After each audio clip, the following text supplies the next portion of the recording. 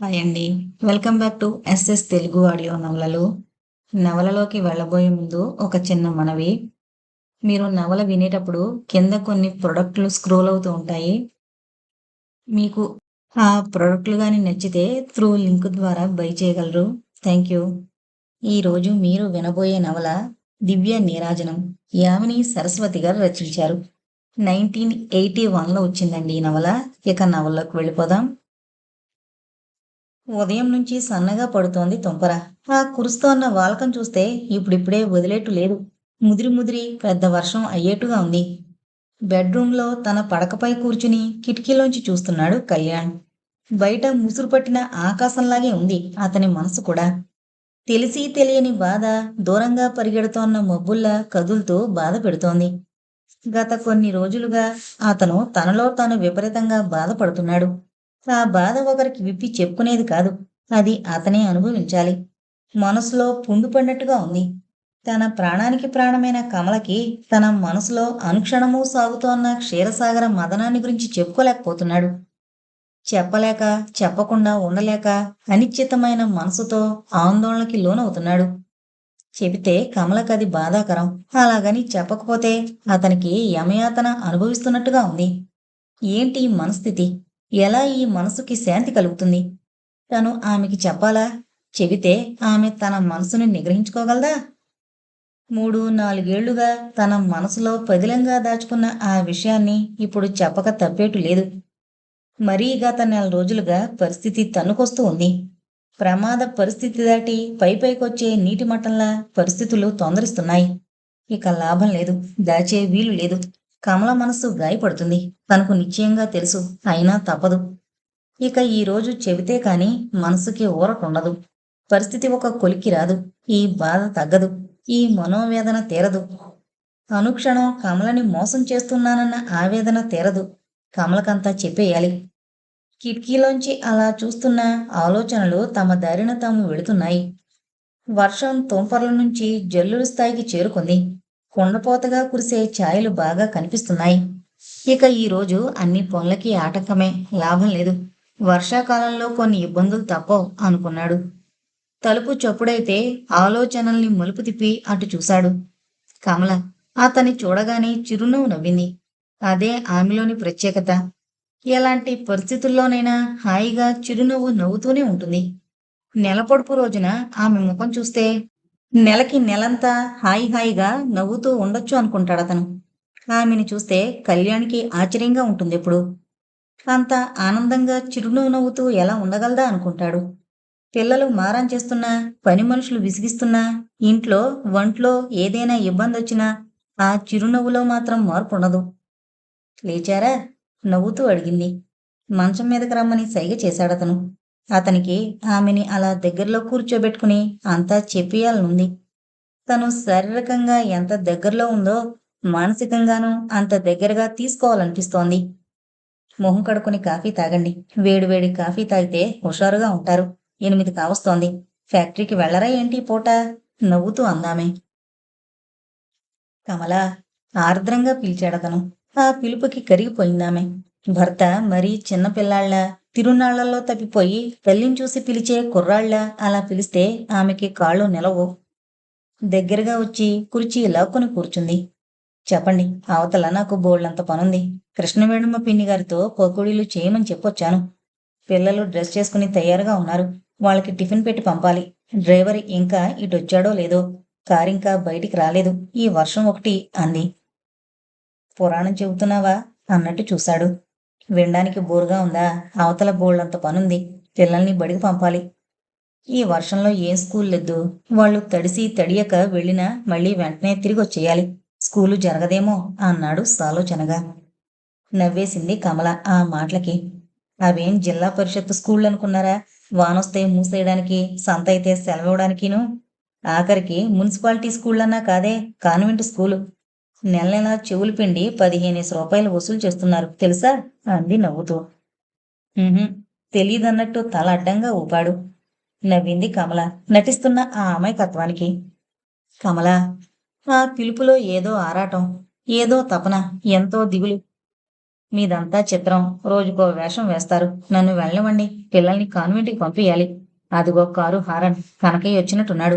పిల్లలు కూడా టిఫిన్ తీసుకుని వచ్చేస్తున్నట్టున్నారు. పిన్నిగారే పెట్టారేమో అంది. అంతలో నీట్‌గా తయారైన పిల్లలిద్దరూ వచ్చేశారు. ఫ్యామిలీ ప్లానింగ్ వాళ్ళు మేమిద్దరం మాకిద్దరు అన్న స్లోగన్‌కి ఉదాహరణగా ఫోటో తీసుకోవచ్చు అన్నంత ముద్దుగా ఉన్నారు. గుడ్ మార్నింగ్ డాడీ అన్నాడు కిరణ్. గుడ్ మార్నింగ్ నవ్వుతూ అన్నాడు. చప్పున నవ్వేసిన మనసులో ఏదో కొరతగా తోచింది అతనికి. గుడ్ మార్నింగ్ డాడీ అంది కీర్తి. గుడ్ మార్నింగ్ దగ్గరగా వచ్చి కీర్తిని మరీ దగ్గరగా తీసుకుని తల నిమురుతూ ఎలా ఉందమ్మా చదువు అని అడిగాడు ఆప్యాయంగా. ఫైన్ అంది కీర్తి ముత్యాల్లాంటి కొలువరస కనిపించేంత హాయిగా నవ్వుతూ. నవ్వాడు కళ్యాణ్. ఎంత అలిసినా ఎంత చికాకులో ఉన్నా అతనికి పిల్లల్ని చూస్తే చాలు అవన్నీ ఎగిరిపోతాయి. అంతలో కనకయ్య మళ్ళీ మ్రోగించాడు కారు హారన్. వెళ్ళొస్తాను డాడీ అన్నారిద్దరూ. గుడ్ వెళ్ళిరండి ఓకే. చీరియో టాటా అంటూ వెళ్ళారిద్దరూ. పిల్లల వెంట వెళ్ళిపోయింది కమల. మళ్ళీ ఒకడైపోయాడు కళ్యాణ్. మళ్ళీ ఆలోచనల ముసుర్లు. ట్యూబ్లైట్ ఆర్పివేయగానే గది నిండా చీకట్లు కమ్మేసినట్టు కమల పిల్లలు వెళ్ళిపోగానే మది నిండా ఆలోచనలు రేగాయి తేనె తొట్టలా. తను నటించాడా? లేకపోతే తన మనసు యథావిధిగా ప్రవర్తించిందా? చంద్రుణ్ణి చూడగానే కలువలు వికసించినట్లుగా వాళ్ళని చూడగానే తన మనసు ప్రతిధ్వనించిందా? పిల్లలతో భార్యతో మామూలుగా ఉండలేకపోతున్నాడేం? తనలో తనకి ఇన్ఫీరియారిటీ కాంప్లెక్స్ పెరుగుతోందా? గిల్టీగా ఫీల్ అవుతున్నాడేం? అందువల్లనేనా? తన మనసు విప్పి చెప్పుకోలేనందువల్లనేనా? పిల్లలపై ప్రేమలో కూడా కల్తీ వచ్చిందా? తను మామూలుగా ఉన్నాడా? లేకపోతే మరి యోగి వేమన ఫోజు నుంచి లేచిరారా? టైం ఎంతైందో చూసారా? చూస్తే మీ వాలకం ఫ్యాక్టరీకి వెళ్ళేట్టుగా లేదు. బాబు అదంతా నాకెందుకు గాని మీరు లేచి స్నానం అవి ముగించుకుని టిఫిన్ తినేసి హాయిగా 2 కప్పుల కాఫీ తాగి మళ్ళీ బ్లాంకెట్ బిగించండి. నాకేం అభ్యంతరం లేదు. కానీ ఇలా బెడ్ మీద కూర్చుని ధ్యానంలో పడిపోకండి. కమల మాటలకి మళ్ళీ స్మృతుల నుంచి బయటపడ్డాడు. ఆ అన్నాడు కనురెప్పలు బరువుగా ఎత్తి చూస్తూ. అతనికి ఎలాగో ఉంది మనసు అంతా. దగ్గరగా వచ్చింది కమల. మంచం మీద అతని పక్కనే కూర్చుంటూ తన సహజ సుందరమైన చిరునవ్వుతో ఏంటి చెప్పండి ఎందుకలా ఉన్నారు అని అడిగింది. ఆమె పలుకుల్లో అనురాగం ప్రతిధ్వనించింది. ఆత్మీయత పెల్లుబికింది. సాంసారికమైన రాగబంధం వెల్లువలా వచ్చింది. ఆమె తొడపై తలవాల్చి పడుకున్నాడు కళ్యాణ్. అతనికి అప్పట్లో అంతకంటే భద్రమైన స్థలం కనిపించలేదు. ఆ ఒడిలో తప్ప సేద తీరే మార్గం లేదు. ఆ అంకపీటిపై తప్ప తలకి తగిన విశ్రాంతి లేదు. మృదువుగా అతని చెంపలు నిమిరింది. గండు తుమ్మెదల్లా ఉన్న అతని మీసాల్ని సున్నితంగా స్పృశించి ఇందుకన్నమాట దొరగారు ఈ వేషం వేసింది అంది. కమలా మీకు వయసు పెరుగుతోంది. అయినా శృంగారం కూడా పెరిగిపోతోంది. దీనికి వేళాపాళా లేదా అంది నవ్వుతూ. కళ్యాణ్ నవ్వలేదు. ఆమె ముఖాన్నే చూస్తూ ఉండిపోయాడు. ఒక్క క్షణం కళ్ళు కళ్ళు కలుసుకున్నాయి. ఆ ముఖంలో తారట్లాడుతున్న ఆలోచనల భారాన్ని గుర్తించి విస్తుపోయింది కమల. ఒక్క క్షణం బాధపడిందామె. ఏంటి అంది తడబడుతూ. కమల నీతో నా మనసు విప్పి చెప్పుకోవాలి. కొన్నేళ్లుగా నా మనసులో దాచుకున్న దానిని నీకు చెప్పుకోవాలి. కమల నన్ను క్షమించవు. ఏమండి కంపెనీ లాస్లో ఉందా? ఉహుం. మేనేజ్మెంట్లో చిక్కులొచ్చాయా? ఎవరైనా అపార్థం చేసుకున్నారా? ప్రొపరేటర్స్లో మీకు మీకు విభేదాలొచ్చాయా? ఎవరైనా విడిపోతామన్నారా? లేదు లేదు. వర్కర్స్ స్ట్రైక్ నోటీస్ ఇచ్చారా? తల విదిలించాడతను. కమల అవేమీ కావు. అసలు కంపెనీ వ్యవహారాల్లో ఆలోచించాల్సిందేమీ లేదు. ఉన్నదంతా ఏంటి అన్నట్టుగా చూసింది. మనిద్దరి మధ్యే ఫక్కున నవ్వింది కమల. అంత సీరియస్నెస్లోనూ ఆమె హాయిగా నవ్వేసింది. మీ నాటకం తెలుసులేండి. చిలిపి వేషాలు వేయడానికి ఒక్కోసారి ఒక్కో ఎత్తు ఎత్తుతారు. నాకు తెలీదా? ఇది కొత్తనా వింతనా?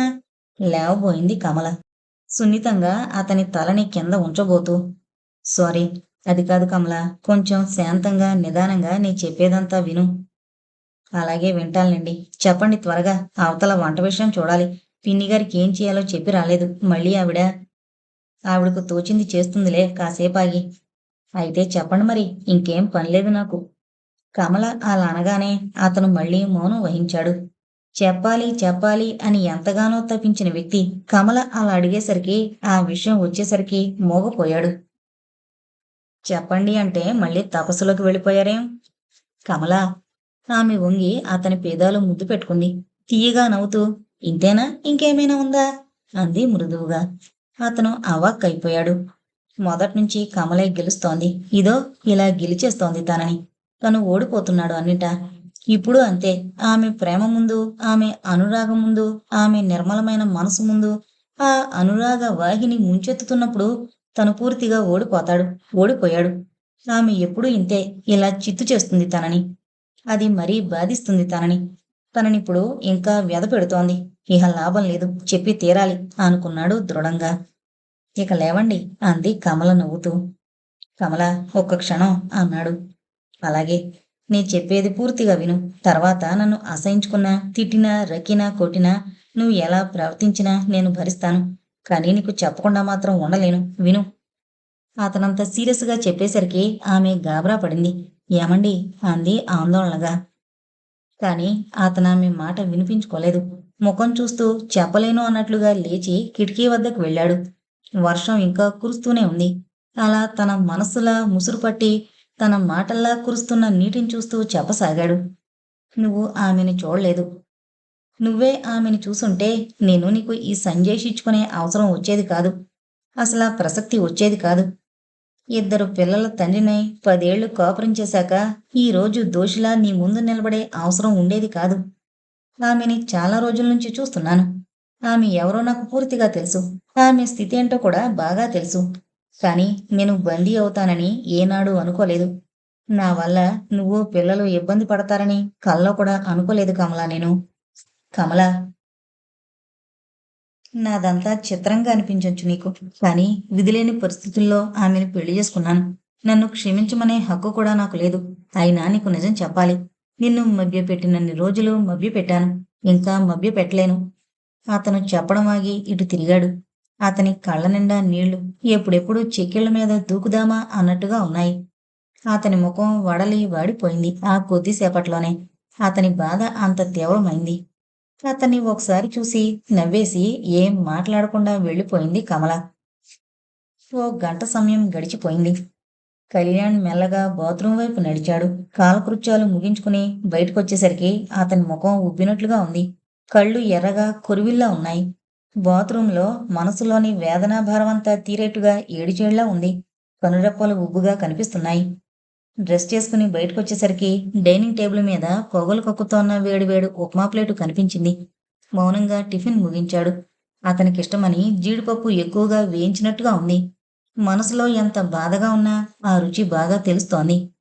కాఫీ కప్పు తీసుకొచ్చింది కమల. ఆమె ముఖాన ఎప్పట్లాగే చిరునవ్వు వెలుగుతోంది. కప్పు అందుకుని కమలా అన్నాడు. అతని గొంతు బరువుగా ధ్వనించింది. అందుకే ఆ పిలుపు ఏదోలా అనిపించింది. పెదవి బిగబట్టి ఏంటి అన్నట్టుగా చూసింది. నువ్వొకసారి నాతో రావాలి కమలా. ఎక్కడికి? అతి మామూలుగా అడిగింది. క్షణకాలం తటపటాయించాడు. తర్వాత సంశయాన్ని, సందేహాన్ని దూరం చేసి ఆమె వద్దకి అన్నాడు. ఆమె ముఖంలో చిరుకోపం తారట్లాడింది. అబ్బా ఊరుకోండి. ఏంటి తమాషా? ఒక్కసారి జోక్ చేస్తే అది తమాషా. అంతేకాని పదే పదే రిపీట్ చేస్తే అందులో మజా పోతుంది అంది నవ్వుతూ. ఏం చెప్పాలో తెలియలేదతనికి. ఒక్క క్షణం ఆగి నిశితంగా చూస్తూ గంభీరంగా అన్నాడు. తమాషా కాదు కమలా. నిన్ను ఆమె వద్దకి తీసుకొస్తానన్నాను. కళ్ళు టపటపలాడించింది. మీరు కథలు బాగా అల్లుతారే అంది. కథ కాదు కమలా, నిజం. నిన్ను ఆమె వద్దకి పిలుచుకొస్తానని చెప్పాను. ఈరోజు తీసుకొస్తానని ప్రామిస్ చేశాను. తీసుకెళ్ళడానికి నేనేం బొమ్మని కాను. కమలా. ఏవండి? నిజం చెప్పండి. ఎందుకిలా కథలు అల్లుతున్నారు? నన్ను బాధించాలనా మీ ఉద్దేశం? లేకపోతే ఊరికే ఆటలు పట్టించాలనా? నేనలా ఆటలాడి బాధపడేదాన్ని కాను. చూడండి, మీరు మగమహారాజులు. మీరేం చేసినా మీకు చెల్లుతుంది అన్నారు. ఒకతిని కాకపోతే డజను మందిని కట్టుకోండి. నాకేం అభ్యంతరం లేదు. నాకు బాధ లేదు. కానీ నన్ను నా పిల్లల్ని దూరం చేయకపోతే అంతే చాలు. కమల. అవునండి. నాకింకెవరున్నారు చెప్పండి. చిన్నప్పుడే అమ్మా నాన్న పోయారు. ఆస్తిని నన్ను పెంచి పెద్ద చేసిన మావయ్య నన్ను మీ చేతుల్లో పెట్టిపోయారు. నాకు తల్లి, తండ్రి, అన్న, తమ్ముడు, అక్క, చెల్లెలు అన్నీ మీరే. నా సర్వస్వం మీరే. నాకు మీరు తప్ప ఇంకెవరున్నారు? మీరు, పిల్లలు, నేను అంతే. మన మధ్య ఇంకెవరొచ్చినా నేను సహించుకోలేను. ఆమె దగ్గరగా వచ్చాడు కళ్యాణ్. మృదువుగా ఆమె వీపు నిమిరాడు. కమల అతనిపై వాలిపోయింది. కొన్ని క్షణాలు గడిచాయి. కమల, నన్ను సరిగ్గా అర్థం చేసుకో.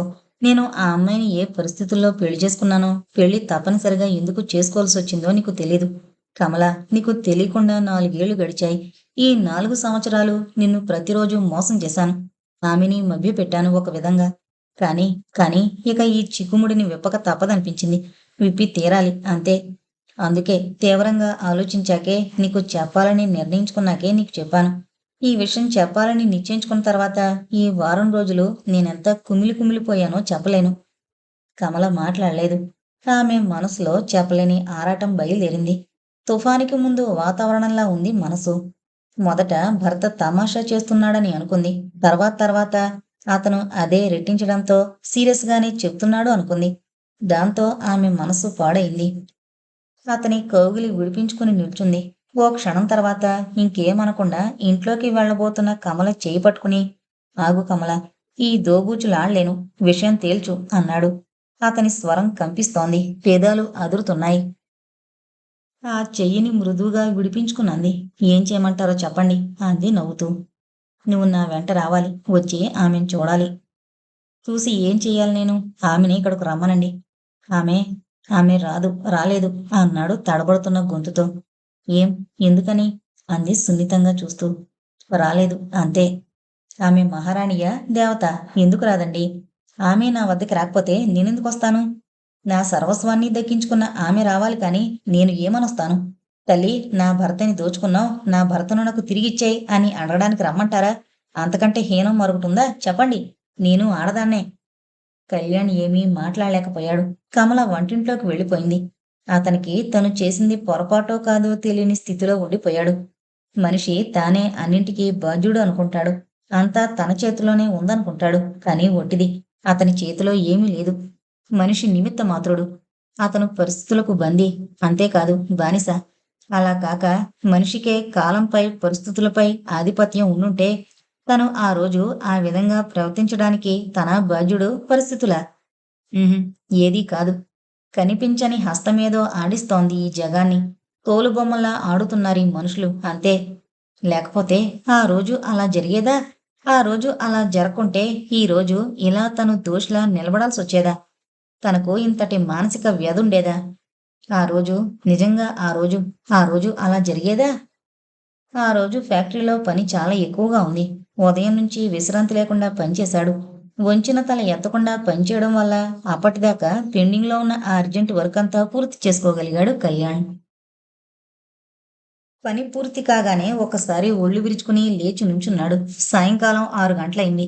ఇక ఇంటికి బయలుదేరుతున్నాడు తను. డ్రైవర్ కనకయ్య కారు తెచ్చి రెడీగా పెట్టాడు. గంట నుంచి అయ్యగారి కోసం ఎదురు చూస్తున్నాడతను. సరిగ్గా ఆ సమయంలో మేనేజర్ కమల్నాథన్ వచ్చి కమలాకర్ గారు పిలుస్తున్నారని చెప్పారు. ఓ క్షణంలో సగభాగంలో ఆ సమయంలో ఆయన్ని చూడాలంటే అదోలా అనిపించింది.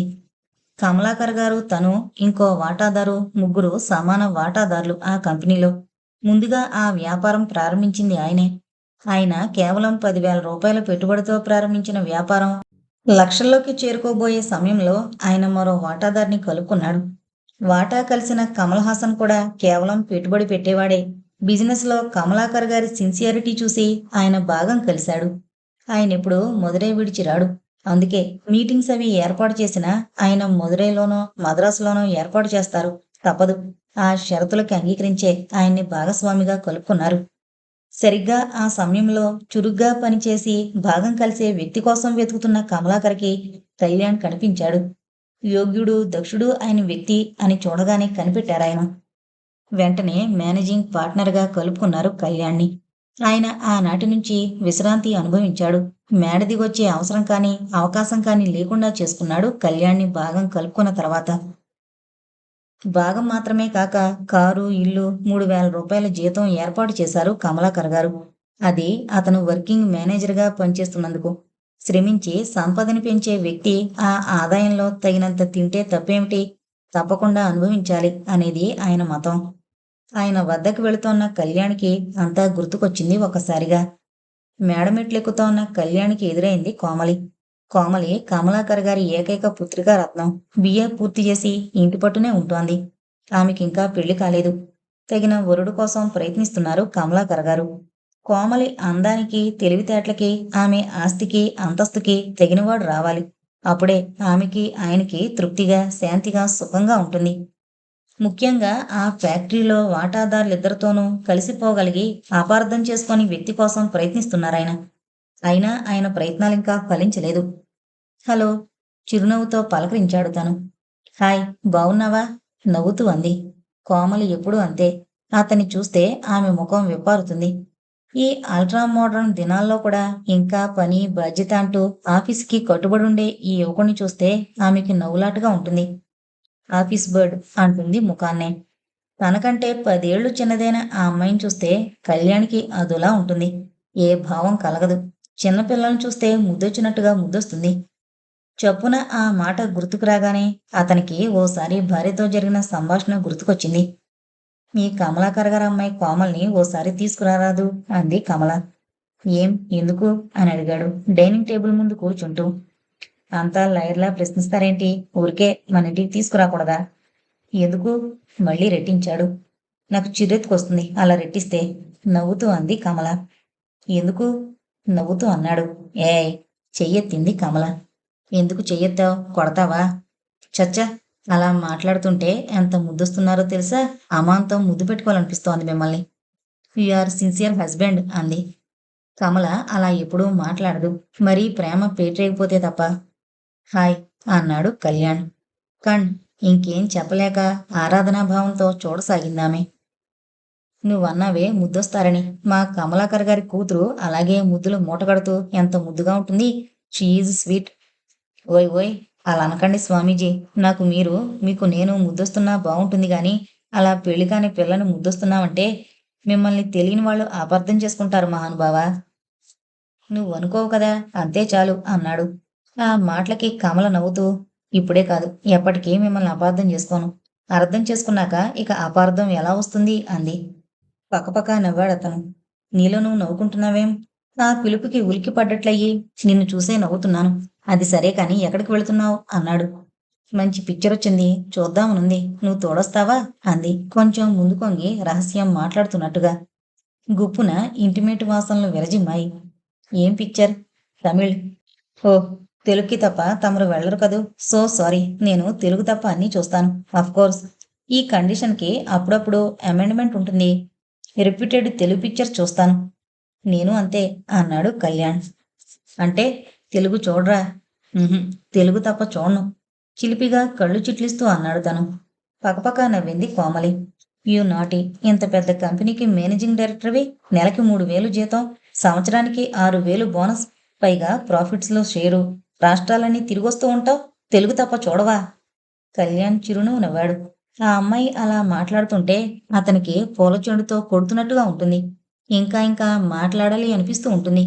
కల్మషం లేని మాటలు, స్వచ్ఛమైన హృదయం ఆమె సొత్తు. ఇక కళ్యాణ్ లాంటి వాళ్ళు ఆమెని అభిమానించరా? "నేను దేశమంతా తిరుగుతాను. రాష్ట్ర రాజధానుల్లో మకాం పెడతా. అయినా నాకు తెలుగు తిండి, తెలుగు కట్టుబొట్టు తప్ప నచ్చదు" అన్నాడతను. "That's good. ఇల్లన్నా, ఇల్లాలన్నా అంత ఇష్టమన్నమాట." "అన్నమాట కాదు, ఉన్నమాటే." "సరే భార్యా ప్రేమికుడు గారు, డాడీ పైనున్నారు. ఏదో ప్రాబ్లమ్ వచ్చుంటుంది. లేకపోతే నువ్వెందుకొస్తావ్? ఈ మెట్లెందుకెక్కుతావ్? పద పద. నీతో మాట్లాడుతూ కూర్చుంటే నాకు పిక్చర్‌కి టైం అవుతుంది" అని గబగబా మెట్లు దిగి వెళ్ళింది కోమలి. తూనీగలాంటి ఒళ్ళు, తుమ్మెదలాంటి కళ్ళు అనుకున్నాడు పరవశత్వంతో. అతని మనసు మరోసారి ఆమెను చూడు అంది. అప్రయత్నంగా తల తిప్పాడతను. సరిగ్గా ఆ సమయంలోనే ఆఖరి మెట్టు దిగుతోన్న కోమలి వెనక్కి తిరిగి చూసింది. తల తిప్పి తనని తదేక దీక్షగా చూస్తున్న అతన్ని గమనించి, వెక్రించి టాటా అంటూ వెళ్ళిపోయింది. తల విదిలించుకున్నాడు కళ్యాణ్. ఆమె వెక్కిరింత అతనికి గిలిగింతలు పెట్టినట్లయింది. కొన్ని క్షణాలు అలాగే నిశ్చేతనంగా నిల్చుండిపోయి మెల్లగా ముందుకు కదిలాడు. కళ్యాణ్‌ని చూడగానే కమాన్ కమాన్ అన్నారు కమలాకర్ గారు. ఆయన పట్టె మంచంపై దిళ్లకానుకుని కూర్చున్నాడు. చేతిలో ఏవేవో పేపర్స్ ఉన్నాయి. కుర్చీలో కూర్చున్నాడు కళ్యాణ్. "కళ్యాణ్ చెప్పండి. నాకు కోమలొకటి, కమలొకటి కాదు. కమల నాకు కూతురు లాంటిది." "అంటే ఏమన్నమాట? నువ్వు నాకు అల్లుడివి. కొడుకులు లేరు కాబట్టి అల్లుడివైనా, కొడుకువైనా నువ్వే." నవ్వాడు కళ్యాణ్. "అలా కాదు. కోమలే మీకు కూతురైనా, కొడుకైనా అనుకోండి." "అలాగే. మరి కోమల విషయం నేనెంతో జాగ్రత్తగా చూసుకోవాలి." "అవునండి." ఈ ఫ్యాక్టరీ ఎంతో నాకు కోమలి అంతే కదూ? కాదండి. ఎలా? ఫ్యాక్టరీకి ముగ్గురం వాటాదారులం. అన్నీ చూసుకునేందుకు నేనున్నాను. కానీ కోమల్ని మీరొకరే కంటికి రెప్పలా కాపాడాలి. అదీ తేడా. అంతే. నవ్వుతూ అన్నాడు కళ్యాణ్ ఆయన్నే తదేకంగా చూస్తూ. అవునా? అలాగైతే కోమల విషయంలో నువ్వో సాయం చేసి పెట్టాలి. మృదువుగా నవ్వాడు కళ్యాణ్. అవునయ్యా బాబు. నవ్వులాట కాదు. సాయం చెయ్యాలి. నిజంగానే అడుగుతున్నా. చేస్తావా? మళ్ళీ నవ్వాడు కళ్యాణ్. తప్పకుండా సాయం చేస్తాను. మీ విషయంలో నేను సాయం చేసేందుకు వెనకడతానా? కళ్యాణ్. నా కూతుర్ని చూసావా? ఇప్పుడే బయటికి వెళ్ళింది. ఈ పర్యాయం నవ్వడం కమలాకర్ గారి వంతయింది. అతని మాటలు విన్న ఆయనకి నవ్వొచ్చింది. ఆయన సుకృతిగా నవ్వుతారు. కొత్త వాళ్ళకి అసలాయన నవ్వడం వచ్చా, నవ్వుతారా దేనికైనా ఎప్పుడైనా అన్నట్టుగా ఉంటారు. జత కలిశాడు కళ్యాణ్. చూడడం అంటే చూడ్డం కాదు, నిదానించి చూసావా అని. అందుకు సమాధానం ఇవ్వలేదతను. చూసుండవు, నాకు తెలుసు. అందుకే కళ్యాణ్, నువ్వంటే నాకు అంత ఇష్టం. కొద్దిగా ఆగాడు కమలాకర్. కానీ కళ్యాణ్, నిజంగా కోమలి బంగారు తీగ కూడా అంత అందంగా ఉండదు. నా కూతుర్ని నేను పొగుడుకోకూడదు, కానీ సినిమా స్టార్స్ కూడా బలాదూరు ఆమె ముందు. ఆ మాటలకి కళ్యాణ్ ఊ అనలేదు, ఆ అనలేదు. మౌనంగా వింటూ కూర్చున్నాడు. కళ్యాణ్. అందంగా, ఆనందంగా, హాయిగా, పాలపిట్టలా నవ్వుతూ తుళ్ళుతూ తిరిగే నా కూతురి మనసు పాడైపోయింది ఈ మధ్య. ఆమె ఎవరితోనూ ఏమీ చెప్పడం లేదు. మునుపట్లా హుషారుగా ఉండడం లేదు. చూచాయిగా హెచ్చరించాను. కారణం చెప్పదు, చెప్పలేదు కూడాను. నేనే విచారించాను. చాలా శ్రద్ధగా, నిగూఢంగా. ఎవరో దగుల్బాజీని ప్రేమించిందామె. వాడు తను ప్రేమించినట్టే నటించాడు. ఈమె అందానికి, ఐశ్వర్యానికి పూర్తిగా దాసుడైపోయాడు వాడు. కానీ వాడి ఆరాధన, ఆప్యాయత అంతా తన అందం మీదే, తన డబ్బు మీదే, తన మీద కాదు అని ఎలాగో గ్రహించింది తను. ఎలాగంటే ఆ త్రాష్టుడు వాడు మరో అమ్మాయితోనూ ప్రేమాయణం వెలగబెడుతున్నాడట. అది తెలుసుకుంది కోమలి. మగవాళ్ళంతా అంతే. డబ్బుకి దాసులు, అందానికి బందీలు. అంతే తప్ప మనసుల్ని, మమతల్ని గ్రహించలేరు, గుర్తించలేరు అనుకుంది. దాంతో మనసు పాడు చేసుకుంది పిచ్చిపిల్ల. కమలాకర్ గారు కొద్దిగా ఆగారు. బిడ్డకి జరిగిన అన్యాయం గుర్తుకు రాగానే ఆయనకి బాధ కలిగింది. కళ్యాణ్ వైపు నిశితంగా చూసి అతని ముఖంలో, కళ్ళల్లో సానుభూతి చదవగలిగారు. తృప్తిగా నిట్టూర్చారు. ఆమె నాతో మనసు విప్పి చెప్పడానికి సిగ్గుపడింది. తన బాధని పంచుకునే తల్లి లేదాయే. పినతనంలోనే తల్లిపోవడం ఎంత లోటో కళ్యాణ్. ముఖ్యంగా ఆడపిల్లలు తమ మనసు విప్పి చెప్పుకోగలిగేది వాళ్లతోనే కదా. కష్టమైన, నిష్ఠూరమైన తమ కోరికల్ని తల్లికి తప్ప మరెవరికి విన్నవించుకోగలరు వాళ్ళు? అన్నాడు జాలిగా ఆయన. ఆ మాటలకి ఆయనకే కన్నీళ్లు తిరిగాయి. మీరేం గాబరా పడకండి. ఆందోళనతో మీ మనసు పాడు చేసుకుని ఆరోగ్యాన్ని పాడు చేసుకోకండి. వయసులో ఇవన్నీ సర్వసామాన్యం. తిరిగి మనసును నిగ్రహించుకోవడమూ సాధ్యమే. త్వరలో ఆమె సర్దుకుంటుంది. మామూలుగా నలుగురితోనూ తిరుగుతుంది. లేదు కళ్యాణ్, గంభీరంగా అన్నారాయన. పైన తిరుగుతున్న పంకావంక చూస్తూ, నా కూతురి మనస్తత్వం నాకు బాగా తెలుసు. అదెంత మున్నిదో నాకు మాత్రమే తెలుసు. బయటికెంత హుషారు నటిస్తుందో లోపల అంతగా కుములుకుంటుంది. కళ్యాణ్, అందుకే నిన్ను పిలిపించాను. కోమలి నాతో తప్ప ఇంకెవరితోనూ మనసు విప్పి చనువుగా మాట్లాడదు. ఆమె మరి తర్వాత చనువుగా ఉండేది నీతోనే. మరెవరితోనూ మనసు విప్పి మాట్లాడింది నీతో మాట్లాడుతుంది. నువ్వంటే ఆమెకు అదో రకమైన అభిమానం. నువ్వంటే ఒక విధమైన గౌరవం, గురి. అందుకే అందుకే అందుకని ఆయన మాటని పూర్తి చేయలేకపోయాడు. అన్నిసార్లు నడ్డుతూ పలికినా. ఏం చెయ్యాలో చెప్పండి? మందహాసంతో అడిగాడు. కొన్నాళ్ళు నువ్వు ఆమెతో కలిసిమెలిసి తిరుగు. గాయపడిన ఆమె మనసుని బాగుపరచు. ఇది నీకంటే వయసులో పెద్దవాడిగా నీ కోరుతున్న ఒకే ఒక ఆఖరి కోరిక. నా మనఃపూర్వకమైన అభ్యర్థన. ఆయన కళ్ళలో నీళ్లు చూసి బెంబేలు పడ్డాడు కళ్యాణ్. ఆయన మాటల్లోని దీనత్వానికి అదిరిపోయాడతను. తనని తాను నిగ్రహించుకోలేకపోయాడు. కొద్దిపాటి ఉద్రేకంతో అన్నాడు. కమలాకర్ గారు, మీరేం బెంబేలు పడకండి. కోమల బాధ్యత నాది. ఆమె మనసుని చక్కబరిచి యోగ్యుడైన వరుణ్ణి వెతికి ఆమెకు పెళ్లి జరిపించే బాధ్యత నాది. మీరేం దిగులు పడకండి. ఇక నిశ్చింతగా ఉండండి. కోమల్ని మళ్ళీ కళకళలాడుతూ, గలగలలాడుతూ మీకు చూపే బాధ్యత నాది. ఆయన గారి కళ్ళు మిలమిలా మెరిశాయి తడితడిగా. కళ్యాణ్, భగవంతుడు నాకు అంతులేని ఐశ్వర్యం ఇచ్చాడు. కానీ ఇల్లాల్ని తీసుకున్నాడు. కూతుర్ని, అందగత్తిని, తెలివిమంతురాల్ని ఇచ్చి నా ఆరోగ్యాన్ని, ఆనందాన్ని తీసుకున్నాడు. కానీ ఏ ప్రతిఫలమూ లేకుండా నాకు నీలాంటి సహచరుణ్ణి, భాగస్వామిని, అన్నిటికంటే ముఖ్యం నీలాంటి మిత్రుణ్ణి ఇచ్చాడు. అదే చాలు. ఆయనకి ఇవే నా శతకోటి ప్రమాణాలు. ఆయన గొంతులో ఒక విధమైన ఉద్వేగం తాండవించింది. బీపీ కొద్దిగా పెరుగుంటుందా అనిపించింది ముఖం చూస్తే. అంత మాట అనకండి. మీరు పెద్దవారు, మా మేలు కోరేవారు. మనం ఒకచోట బ్రతుకుతున్నాం కలిసిమెలిసి. మనం ఒకటే. మీకీ విషయంలో తోడ్పడ్డంలో హాయి ఉంది. తృప్తుంది. ఆయన ఆ మాటలకి సంతృప్తిగా చూశారు. కళ్యాణ్, ఒక నెలో 2 నెలల్లో ఆ అమ్మాయితో తిరుగు. ఆమె మనసుని మరమ్మతు చేయి. ఈ 2 నెలలు కమల్నాథం చూసుకుంటాడు ఫ్యాక్టరీ పనులన్నీ. వాటిని గురించి నువ్వేం దిగులు పడకు. అకౌంట్స్‌లో అతనెంత ఫ్రాడ్ చేసినా 5, 6 వేలకి మించదు. అంతగా అయితే అప్పుడే చెక్ చేసి పెట్టేయొచ్చు. మనకి తెలీవా ట్రిక్సు? ఊరికే నువ్వలా చూస్తూ ఉంటే చాలు. ఆఖరికి అప్పుడప్పుడు అజమాయిషీ చేస్తున్నా చాలు. లేదంటే ఇంపార్టెంట్ లెటర్సు, పేపర్సు నీ సంతకాలకి ఇంటికి పంపించే ఏర్పాటు చేసుకో. అలాగే. ఆయన ఆలోచనలకి, ఆ ఆలోచన సరళికి అతనికి ఎంతో గౌరవం పెరిగింది ఆయన మీద. వస్తానన్నట్లుగా లేచాడు కళ్యాణ్. కళ్యాణ్, కోమలి బ్రతుకు, భవిష్యత్తు అన్నీ నీ చేతుల్లో పెడుతున్నాను. ఇప్పుడిక కోమలి నా బిడ్డ కాదు. నీ సంరక్షణలోని వ్యక్తి. మీరేం వరీ అవ్వకండి. ఇక ఈ క్షణం నుంచి ఆమె సర్వ బాధ్యతలు నావి. That's all right. సరే వస్తాను. సెలవు తీసుకున్నాడు కళ్యాణ్. అంతదాకా ఉన్న అలసట, పనిభారం అంతా తుప్పుని ఎగిరిపోయినట్లయింది. ఉత్సాహంగా కదిలాడతను. అతను వెళుతూ ఉంటే చూసి ఇక కోమల్ గురించి బాధ లేదు అనుకుని తృప్తిగా నిట్టూర్చాడు కమలాకర్.